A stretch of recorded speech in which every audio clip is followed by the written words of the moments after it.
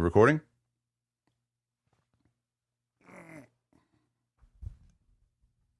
All right. Hey, everyone. Welcome to Maybe God, a new podcast that's going to be addressing the questions all of us have about life and meaning and the reasons we exist here on the earth. So whether you've believed in God since day one or whether you're still struggling with some real deep-seated doubts about where we come from or why we're here, this podcast is for you. So welcome. My name is Eric Huffman, and I'm here with our producers, Julie and Brandon. So how you guys feeling? You ready? Yeah, ready. All right. So both of you came to me separately within a few weeks of each other, maybe 6 months ago, and told me, Eric, I really think you need to start a podcast. So why did you guys come to me? What compelled you to come to me with that? Wait, Let me start again. Yeah. I didn't know what was happening. You don't have to. I wasn't going to say what you said. No. I was going to say that because I Yeah. like the response for you. Okay, yeah. No. I'm not putting responses in anybody's mouth. It's just kind of a Yeah, no. suggestion. But yeah, I think we should both answer everything. Okay. We can Exactly. move it back and forth. Here we go. I'll start that over. So you both came to me separately within a few weeks of each other several months ago, and you both told me the same thing. You both said, Eric, you really need to start a podcast. And so I'm just curious why. We haven't had this conversation, but why did you come to me with that desire, with that information to start a podcast? So, me personally, the podcast form for me is a really intimate, in your ears form, and it really speaks to a specific kind of person who I think also messes well with your church's mission of doubters and skeptics. And I know skeptics are constantly looking for content, and I think you have a voice and a purpose that meshes from your church has a specific mission, but also I think that mission can reach out beyond the walls of your church through the podcast into the ears of individuals. Cool. Awesome. What about you, Julie? Let's see. Sorry. It's okay. Cut you off guard. The hardest part is going to be Brandon and I getting comfortable here. Yeah. And I really like what you have to say, so we might just but you and I might just say things a couple times until Yeah, we're less nervous and comfortable. Just read my answer and see what I want to say. I mean, I think you should say what you have there. Okay. That's great. I just think that the Story Houston, which is your church, Eric, it's only 2 years old, but there's already 700 members coming every Sunday. And what's happening there is unlike anything that I've ever seen before. Most of us going to church on Sundays never grew up going to church. We considered ourselves too intellectual to ever subscribe to a religion, especially Christianity. We believe in things like evolution and science. But now suddenly we can't stop showing up on Sundays. And you have us thinking about things that are just so different than we've ever thought about and so life-changing, honestly. I've seen so many lives transformed with your messages. And you've created this incredible culture that expects us to question and even allows us to doubt our faith. And that's just so refreshing.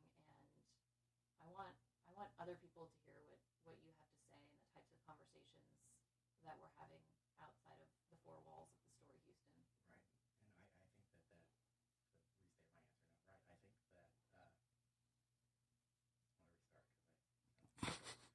I'm just going to say, I think you I cut you off. just a little bit. I'm just going to say over last thing at the Story Houston, outside of the Story Houston, outside of the four walls of the Story Houston. Right. And I think the podcast form provides a great opportunity for your voice to go well beyond the walls of the church and reach other people and other individuals that have the similar mindset. And like I said, have a similar mindset and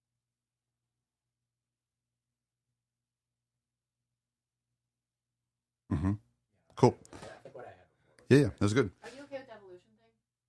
Can we just say we believe in science? We believe in... No, I'm okay with that. I mean, I think you're talking about you and people Right. Let of me just your. say I. Let me just do a pickup line that says I. You guys ready? Okay, I'm really okay with it, but You okay. are? Okay, if you're okay with it. Okay.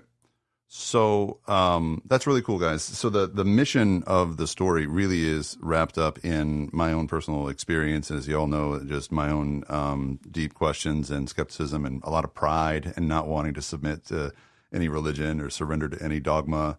And so a lot of the sermons and messages and things is pretty much self-therapy. And what's been surprising, I think, is how many other people resonate with the same things I'm struggling with and wrestling through. So when I get up to speak, it's not that I want to say I've got it all figured out, right? I think it's I'm figuring it out. We're figuring it out, but it's not a ready-made, hand-delivered religious, new dogma.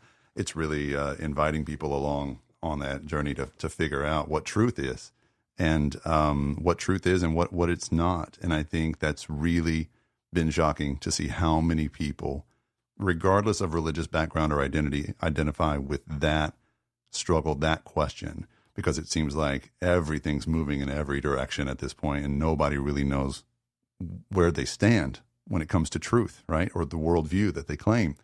And so it's been fascinating. It's been a fascinating ride at the story. We've claimed our mission to be, the story's mission is to inspire non-religious Houstonians to follow Jesus. So yeah, I think it is a little different than the typical church outlook, because I think most churches tend to plan and prepare and preach to Christians. And we're explicitly saying this is not for Christians, it's for non-religious people. So I think that changes the game a little bit. And you've said before that you talk about getting non-religious Houstonians to follow Jesus, but you don't believe Jesus came to start a new religion. Right. And you actually believe that he came to cancel out religion. Tell me more about that. Yeah, every time I talk about this, it surprises me how foreign a concept this is, because if you just read what the Bible says about Jesus, it's so abundantly clear that when Jesus is on the cross and he says it is finished, he's not talking about his life being finished. He's talking about religion being finished. There's no more need for the dogmatic systems of, if I do this for God, then maybe he won't be mad at me anymore, like it's middle school or something. Jesus says that's not the way it was meant to be, that religion was a vehicle for a while through human history.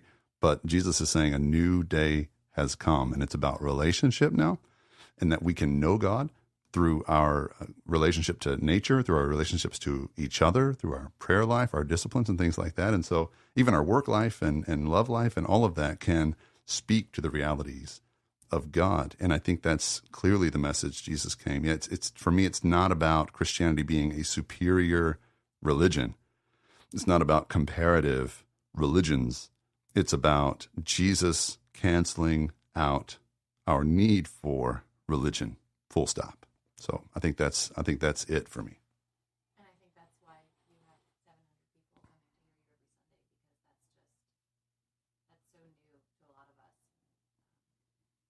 And when Julie says us, I see it as a very specific group of people, and you've defined it as non-religious. I probably define it more as doubters. I think maybe Julie defines it more like seekers or people who are looking for something. What is it about that group? Because from what I know about your background, you're not directly in that group, because you do have a history and a family background of growing up in the church. And maybe you can talk more about that. Yeah. Wait, stop a second. Will you just rephrase that a little more compactly, and just you don't need to link it to their question. Just say, what is it about people like us, the doubters and seekers, that your question was? So what is it about doubters and seekers and people like us who have come to your church and who are listening to this podcast, or let me reset it, or who will listen to this podcast, and what is it about that group of people that speaks to you and wants you to reach out to them? Because from what I know about your background, you're not directly part of that group. Right. Yeah. I'm like a fourth or fifth generation Methodist preacher. It's deep in my blood, right? And so, but I also have this rebellious streak. And I think what resonates with me most about this mission is I have gotten to know so many people, and I think I'm one of these, who don't want to conform or can't conform or have been invited out of religious circles. Basically, it's a nice way of saying they've been excommunicated or kicked out because of their own choices or divorce, or they don't fit for whatever reason. But these people that are choosing not to be religious, it's not like they still weren't created in God's image.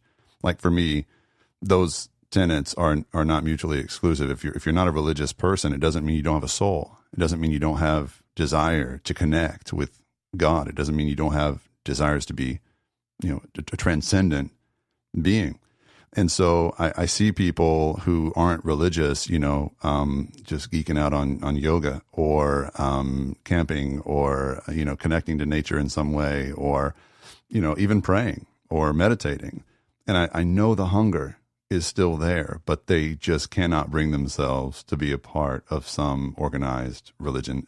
And like Julie said, especially Christianity, for some reason in our culture, Christianity has taken on a more negative label. And so my heart just goes out to these folks because I feel like I'm one of them. I kind of stumbled into being a preacher, even though it was in my blood.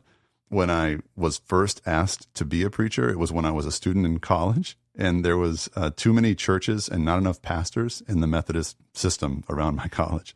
And so the guy that makes those decisions, appoints pastors, knew my father and knew that it was in my family, and all of that.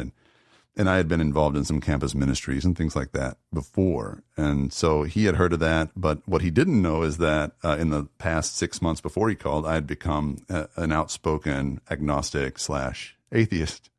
And so he calls me and he says, Eric, he called me at work. I was selling diamonds at Service Merchandise, which no one even knows about anymore. It was like a one-stop shop for furniture and hardware and diamonds. And I was the diamond consultant there, and I was there. I will never forget. He called me there. I don't know how he got the number, called me at work and said, I've got this church. I want you to serve for 6 months because we're short. And I said, I just need you to know I'm not a Christian anymore. I think I'm an agnostic or an atheist. And he said, it doesn't matter. You just preach your father's sermons, just get your dad's sermons and don't let the place fall down on it. He said, I promised him we would have a preacher for them. And I was like, I just don't know, man. And he said, come with me, check out this church. Just come visit the church with me. So he took me 30 miles outside the city where I was going to college in Shreveport, Louisiana. And he let me see this church. It was an old country church in Mooringsport, Louisiana, right on Caddo Lake. And he said, there's about 40 people here, and there's a salary that we can pay you. And I was making, full disclosure, $12,000 a year selling diamonds at Service Merchandise. And my wife and I were married. It was our junior year of college, and we were obviously broke. He said, this church will pay you $16,000 a year to preach your dad's sermons. And, oh, by the way, it comes with that house right there. So it was this 3-bedroom house on the lakeshore at this church. And so I said, I think I could give this a shot. And so that's how I entered the ministry for the money. And it was actually seeing that church in action. And what was interesting about that church is it defied a lot of what people think about Southern Bible Belt religion. So it was the place where all the kids from town, regardless of what side of the tracks they came from, all the kids went there after school for their latchkey program because all the parents worked in Shreveport, 30 miles away.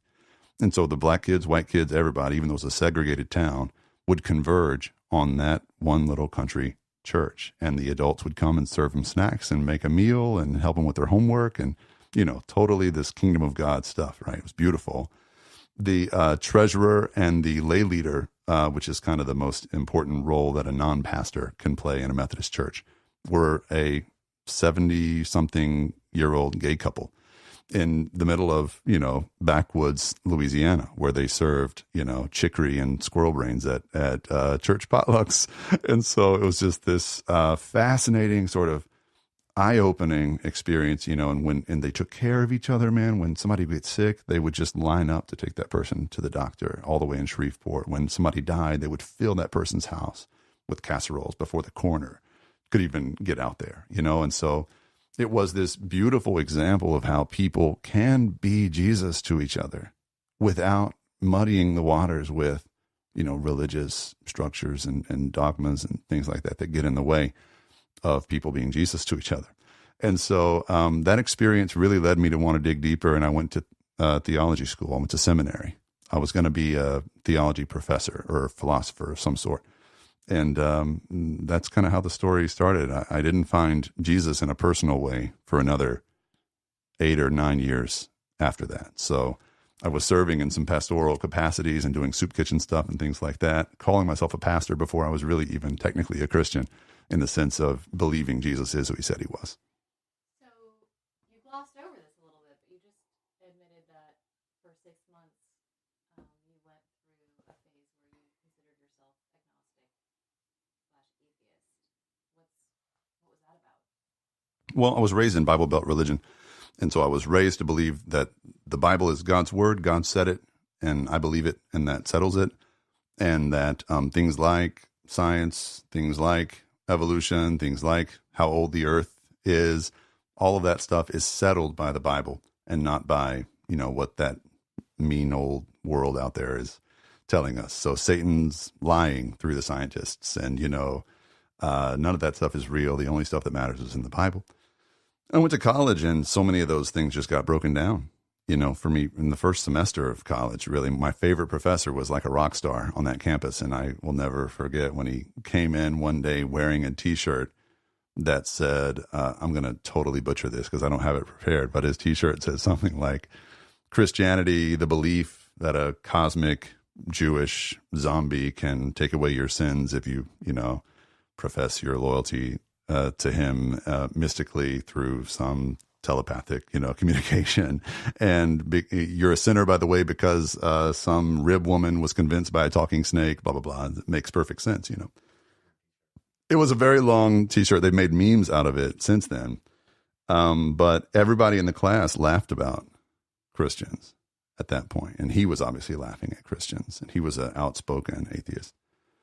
And that was a moment that I remember first thinking, maybe I don't want to be a Christian because I want to be respected and I want to be smart and I want to get along with these people and I want them to see me as an equal. I want this professor to respect me. And so a lot of peer pressure went into it, but really just I wasn't prepared by my church to go and think about God, or I wasn't prepared for how to think about God. I was only prepared for the what. I was prepared for what to think, but not how to think. I think that does all college students a disservice when churches send them away with just information and with no ability to critically think through their faith and what they believe and why.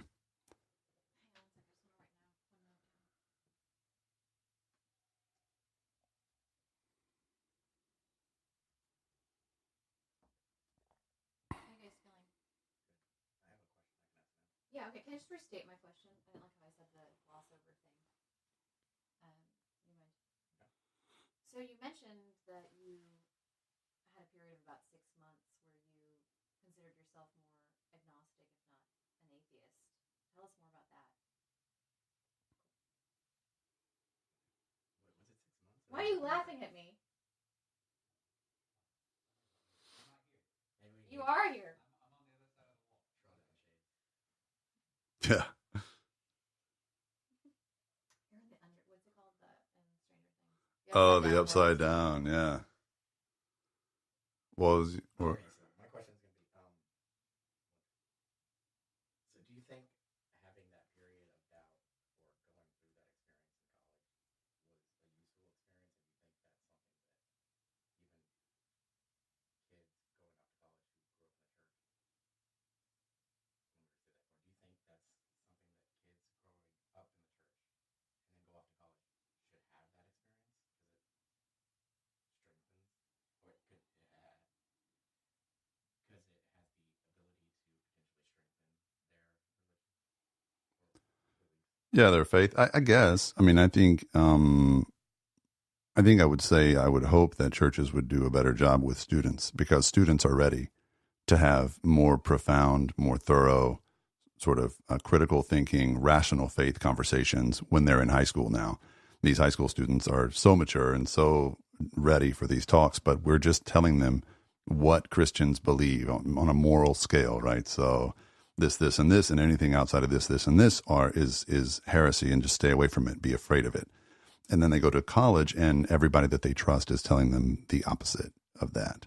And so I feel like the first part of the answer is churches should be preparing students more for critical thinking conversations with non-Christians.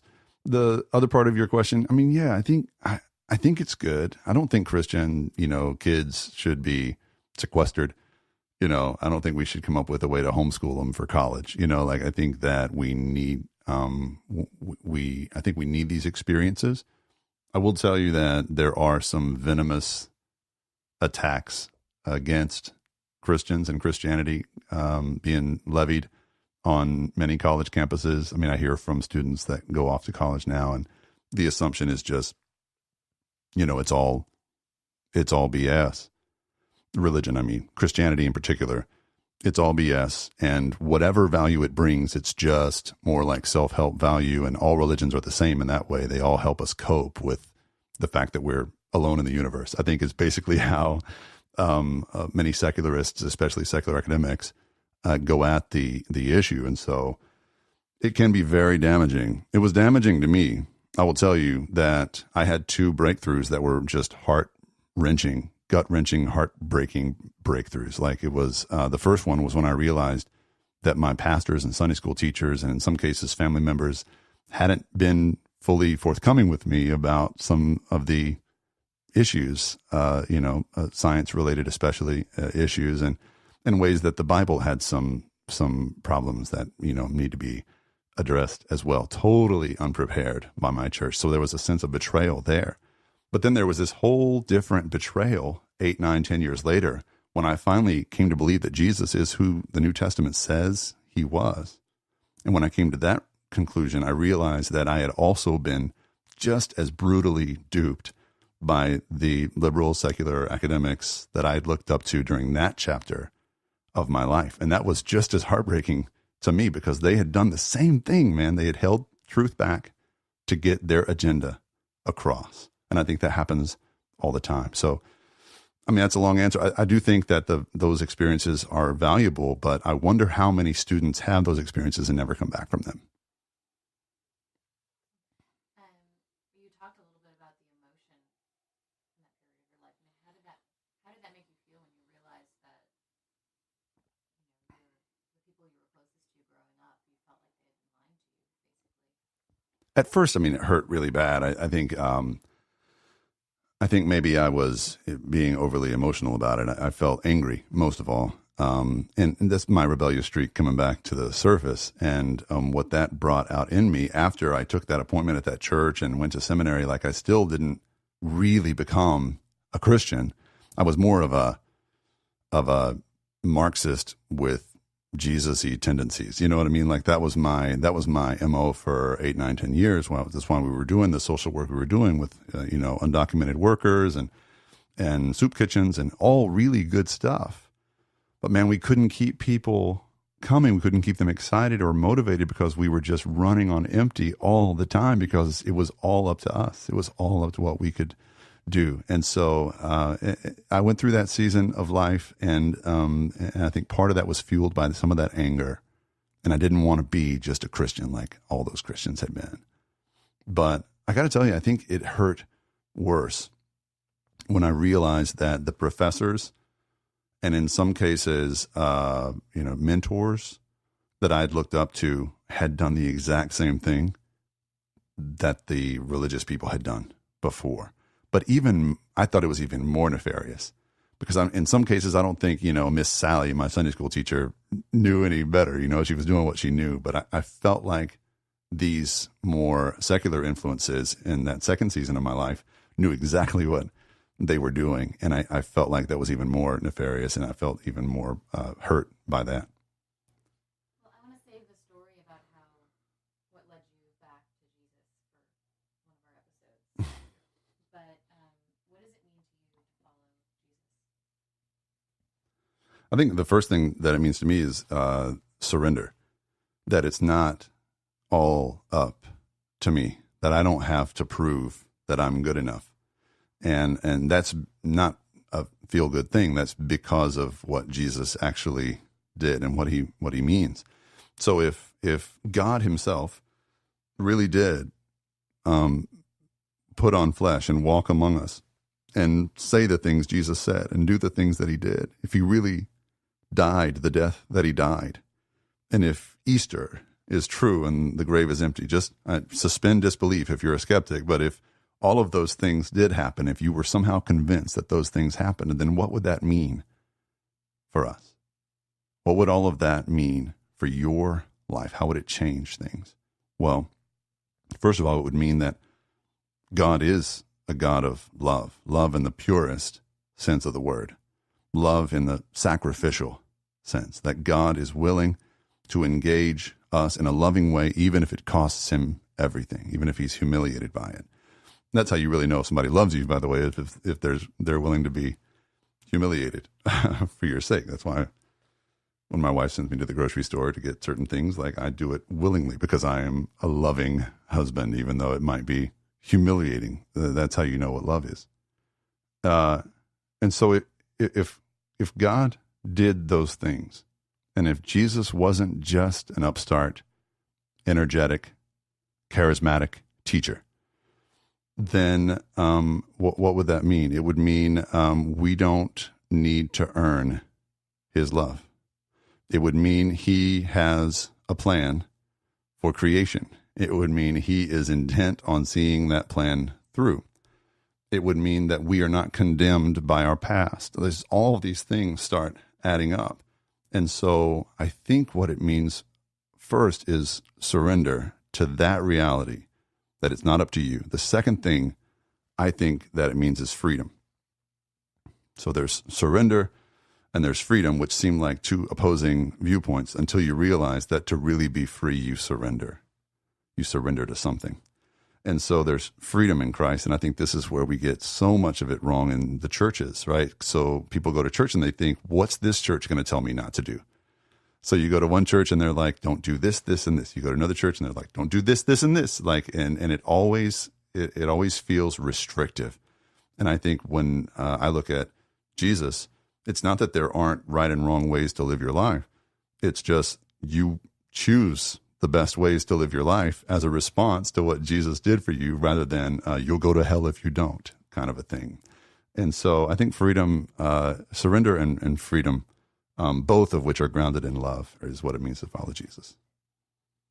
How do you get a group that is naturally skeptical, that challenges authority, that doubts, questions consistently? How do you get them to accept surrender in the hope of freedom? Yeah, it's really tough. I think the problem we have with this is there's not an alternative vocabulary or vernacular to get around all the words that they've got baggage with. So Christianity, religion, conversion, all these words just bring about all these red flags for the saved, all of it bring about all these red flags for the people we're talking about. And so it's incredibly challenging. I think it comes down to two things. First of all, I think there are many strong cases to be made for the historicity and validity of Jesus and the story of the early church and how that came about. And you have to make a decision about this. Like, if you're studying it honestly, you either have to say it was a hoax or it was legit. Or I guess you could say it didn't happen and it was just, thought up like a myth or something.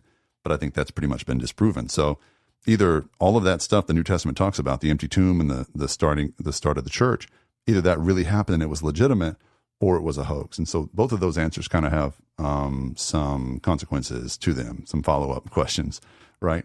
But I think in the end, it really does come down to a person's experience, personal experience with the transcendent, personal experience with God.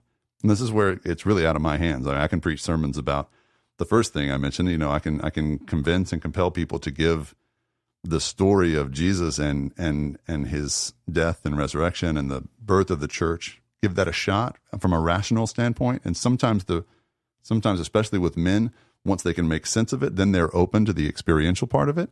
But really, that's up to the individual person to be open to that experience. Right. What I was hoping you would say is that, and maybe I can reword this now. One other way I think is to have open and honest conversations that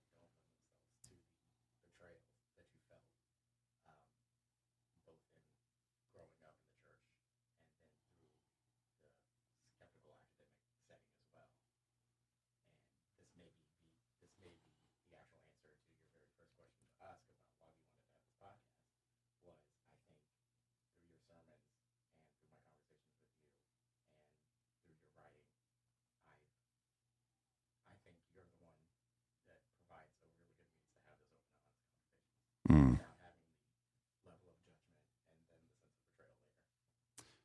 That's awesome. I think I'll just say one thing that's really important is to not make people feel like they're a notch in your belt, and to not when you're making the case for Jesus, to not make people feel like you're trying to win them or like you're going to brag about winning them over or whatever. Like, it's not about that for me. We don't even. Julie mentioned that we have hundreds and hundreds of members. We actually don't have many members. We have people that come and commit to different things, but we don't push the membership conversation as much for that reason, because I think people feel like if you're rebellious, at your core, like I am, like I'll listen to you and I'll consider what you have to say. But when you start treating me like, I'm a statistic, like you won me or something, I think that's really repulsive to people about religion. I think it's very important to keep in mind when we have these conversations.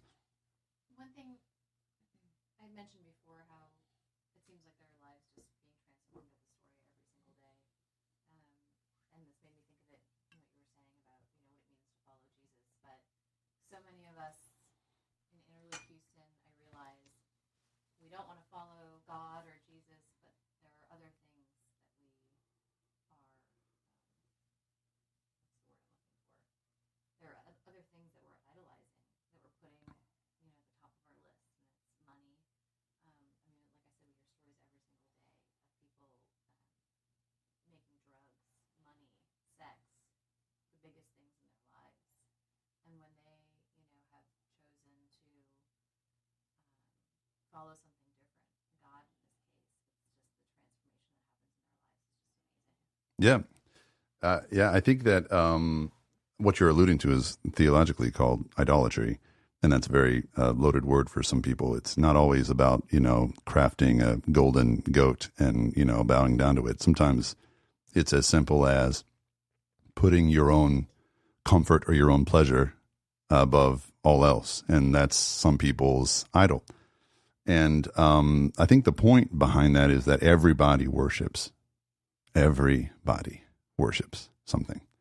Because to worship something is just to sort of orient your life around that something. And if you say you don't worship anything, not to be judgy, but it's most likely you are the object of your own worship. It's sort of inverted self-worship. And I think the dangerous principle there is that generally speaking, we become over time reflections of that which we worship. And so if you're worshiping or prioritizing comfort, then over time you start to look at people as agents of or inhibitors of your comfort, as opposed to just them being human beings of sacred worth that you engage with in an egalitarian, way as a human to human. You look at them as either agents of or roadblocks to your own comfort. And the same is true if you're worshiping sex or money or anything. You can say the same thing, that the people in your life become agents to get that thing that you're worshiping, or they become threats. And so we objectify each other in that way. And what I say is, if you're worshiping God and God is love and God has created all people in God's image, then I think that's when we start to become more like God and see people like God does.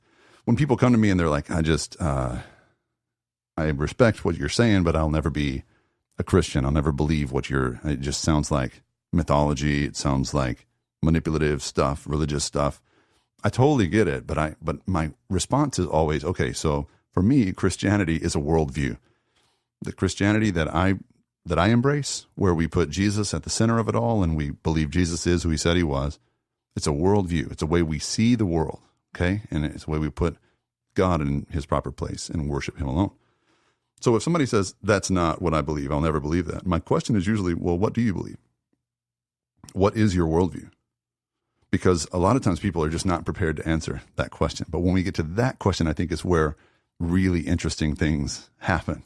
Because sometimes if you get people talking long enough, you'll help them to realize on their own that their worldview is really just about work, or it's their career, or their worldview is all based on family or something like that. And if you dig deep enough, you can start to poke holes, I guess, in any kind of any kind of worldviews. And I think what I hope to do with people is to talk people through what our worldviews are, and then really think through what worldview makes the most sense. I think it's important that people know a little bit about the producers of the podcast too, just in that we haven't necessarily been Christians our whole lives. Brandon, tell me, I actually don't know what your religious upbringing was like. Tell me about your past. Wow, I know this is going to get self-biographical.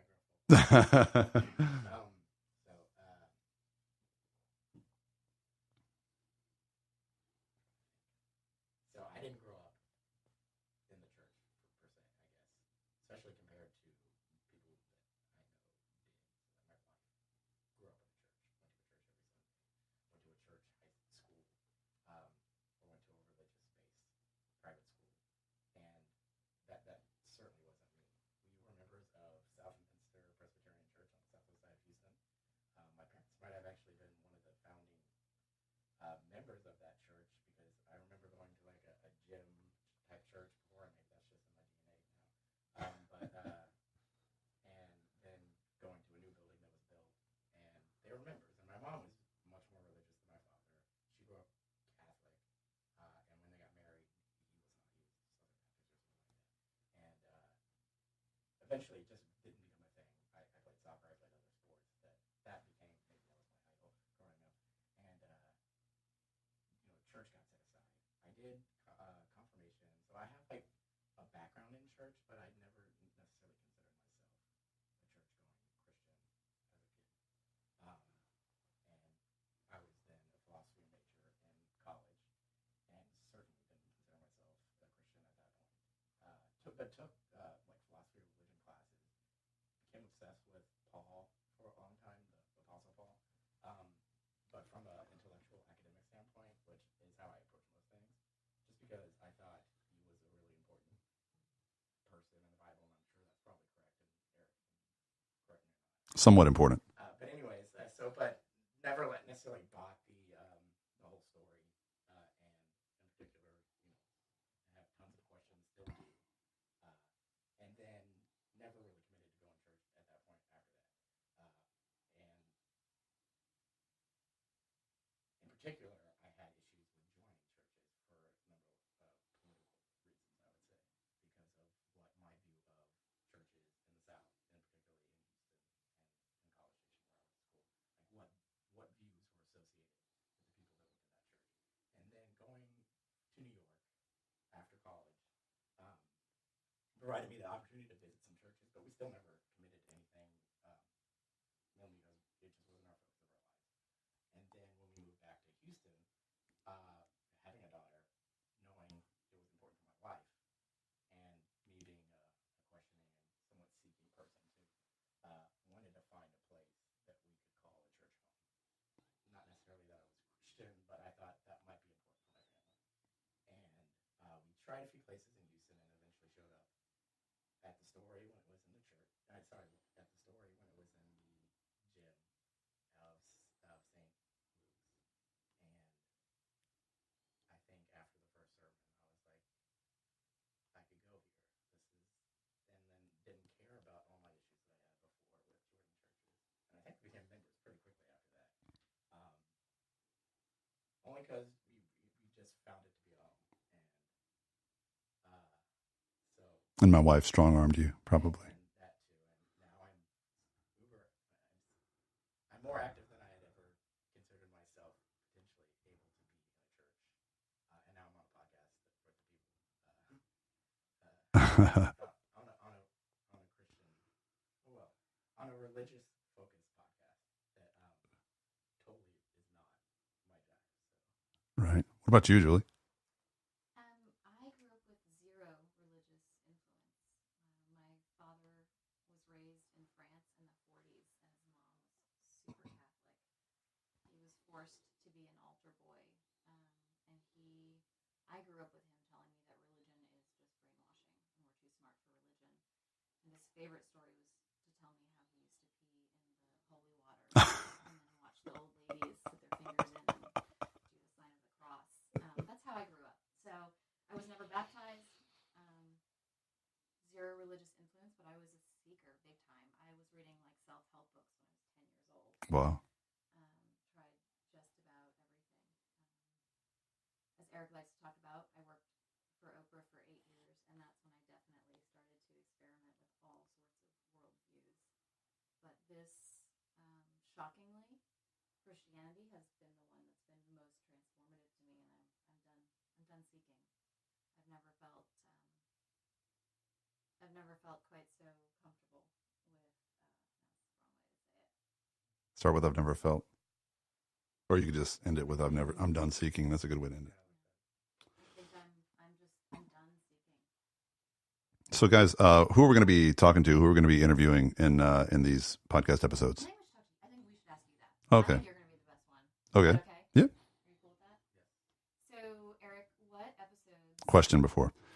Can I talk about prospective interviews or just the ones we've already booked and done? I think you could talk about the types of. Right. Got it. Okay. Yeah, I mean, Deborah's booked at this point, so I think that's a really cheesy one. I think you could tease.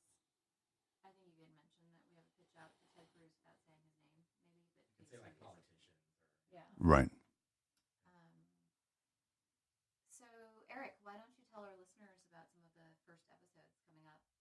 Yeah, I'd love to. So we're interviewing some really influential, interesting people about different questions and themes that are on our minds and hearts. So we interviewed Sebastian, Mr. D, the artist, muralist who did the piece that's gotten a lot of press attention at the story, the huge mural of Jesus. But the largest mural he's ever done is downtown Houston. It's an outdoor mural that's just 10,000 square feet with Michelangelo's God holding a spray paint can as though sort of depicting God as a graffiti artist. And it struck me the moment I got to this city, and I'm so glad I finally got to meet him. We sat down with Sebastian, and we talked a lot about art, but what we ended up really talking about was faith and why it's so hard for people who are skeptics and doubters who become convinced that God exists and that Jesus is real to call themselves Christians. And I think it gets back to a lot of the religious baggage and things like that. And so I think that will be our lead episode is what is it that stands in the way of these people who come to faith in one form or fashion? What stands in the way of them identifying as Christian or as believers? And so it was fascinating conversation with Sebastian. We also sat down with Tillman Fertitta, who is a casino and restaurant and entertainment magnate, the new owner of the Houston Rockets, and we interviewed him about entertainment. And I am really looking forward to that episode. We're going to be talking about entertainment culture, the virtues and vices of an entertainment culture and a culture where we're all looking at screens most, if not all, of the time. And then we're going to talk to a woman named Deb Hirsch. She is an author and a speaker in many Christian circuits, and she talks about sexuality. We're going to talk about, she has a fascinating story. You will not believe it. This preacher's wife from California who talks about her history, dabbling in different forms of sexuality and sexual expression. And she has a really strong message for the church today to not be so repressive, to not be so overbearing and overburdening when it comes to sexual expression for their church members. And we've got some other interviews in the mix as well, some other themes we're working with, like politics and beauty and I'm drawing a blank. Yeah. Let me start. And we've got some other things in the mix as well. Some maybe some really famous politicians, senators that we might be sitting down with to talk about politics and faith. When we're talking about prison and the prison life on the inside, we might be talking to some guys that are on the inside now or have been recently about what God means to them or doesn't. And we're going to be talking to artists and people of influence in our city, cultural influencers in our city here in Houston, and digging into some issues that are on the minds of all of us, really. That was weak. It's weak, right? Was that weak? Ooh. I can, yeah, but just that. I'm due at Poe Elementary. All right. So what do I do to cut it down? We got Just- the stuff. We got up to Deborah. I just that last part. We've got. Why don't I just say Like list and then there's a lot? maybe add a kick on about Or you could just say, yeah, we're also going to be talking to politicians, prisoners. Yeah. Okay. or like hear stories from I hear you both. Yeah. So I did the smack thing. Yeah.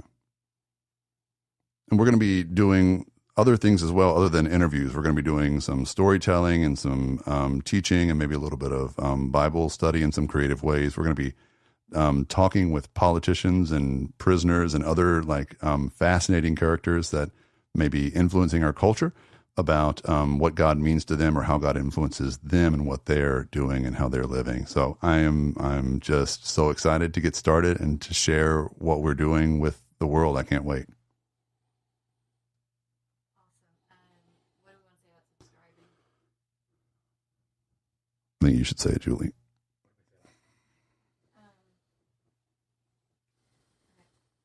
Well, thank you, Eric, for agreeing to do this after Brennan and I talked you into it, because we're super excited. You've got such an interesting perspective, and I'm so psyched for everybody else to hear it. So I hope that anybody listening today will go ahead and subscribe to Maybe God. How do they go? iTunes? Will that be understood? So if you're listening today, please, what am I trying to say? So what you said was fine, and then I can say, yeah, so subscribe now or something else. Like subscribe now on iTunes or your favorite podcast. Yeah, just say that again. So subscribe now. Oh, is that what I said? Yeah. Okay. So subscribe now on iTunes or your favorite. Do it without so. Subscribe now on iTunes or your favorite. It's hard, right? Yeah, it is. Scripting is hard. What? Oh, Lord. I want to say iTunes because I want people to do iTunes. Yes. Oh, that's Yes. right. We got a little in at iTunes, Pat. So subscribe now. You said so again. Yeah. Subscribe now at iTunes or your favorite podcast app. Subscribe now at iTunes or your favorite podcast app. Yeah, you say it. Ding. Me? What he just said? Yeah. Subscribe now at iTunes or your favorite podcast app. This is Maybe God. This is Maybe God. I'm just kidding. Let me do that.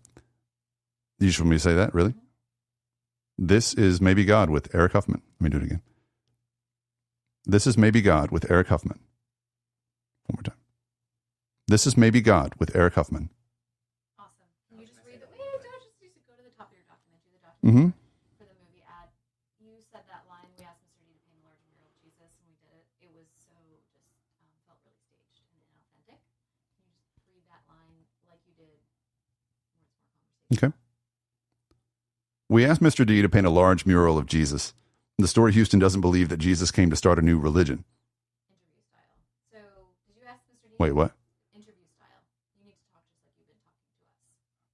Oh, okay. Interviewing you. Got it. Okay. We asked Mr. D to okay, Mr. We asked Mr. D to paint a large mural of Jesus, and the story doesn't believe that Jesus came just to start some new religion. Perfect. Thank you. Woo! Thank you. What? Oh, are we still recording? No, are you? Yeah. Okay, I just wanted to say my thing one more time in a different way. Mhm.